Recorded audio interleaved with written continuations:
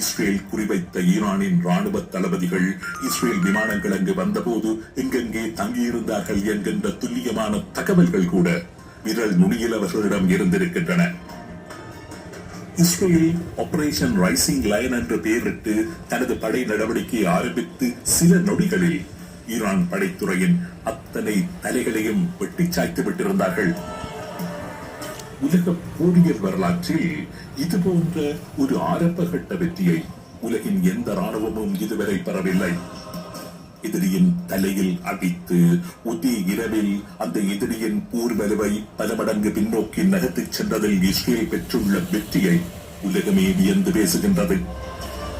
Iran அணுவாயுதத்தை பெற்றுவிடுவதற்கு 2 நாட்களே இருந்ததாக கூறப்பட்ட நிலையில் இஸ்ரேலின் அந்த அதிரடி தாக்குதல் ஈரானின் பெருவேற்றை வெகுவாக பின்பற்றுள்ளது.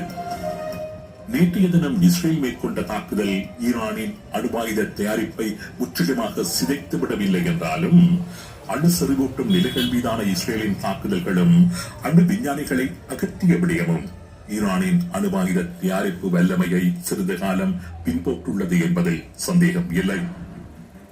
அது மட்டுமல்ல, ஈரான் மீதான தாக்குதலுக்கு இஸ்ரேல் மேற்கொண்ட நீண்ட தயார்படுத்தல்கள் தான் பலரையும் ஆச்சரியத்தில் ஆழ்த்தி வருகின்றன.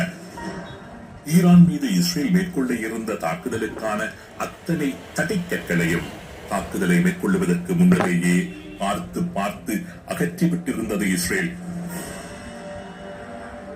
ஆபரேஷன் ரைசிங் லயன் படை நடவடிக்கை போன்ற ஒரு படை நடவடிக்கையை ஈரான் மீது இஸ்ரேல் மேற்கொள்ளுகின்ற ஒரு சந்தர்ப்பத்தில் அதனை தடுத்தாடுவதற்கென்று பல வருடங்களாக ஈரான் ஏராளமான ஏற்பாடுகளை செய்து வைத்திருந்தது. ஈரான் மீது இஸ்ரேல் தாக்குதலை நடத்துகின்ற சந்தர்ப்பத்தில் இஸ்ரேல் முழுவதும் மழையாக பொழிவதற்காகவென்று நூற்றுக்கணக்கான, ஆயிரக்கணக்கான, லட்சக்கணக்கான ஏவுகணைகளை இஸ்ரேலை சூழ நிலைநிறுத்தி வைத்திருந்தது ஈரான். ஹிஸ்புல்லாக்களிடம் மாத்திரம் 1,50,000 ஏவுகணைகளை வழங்கி வைத்திருந்தது ஈரான். ஹமாஸ், ஹுத்திகள், ஈரானின் சியா ஆயுத குழுக்கள் என்று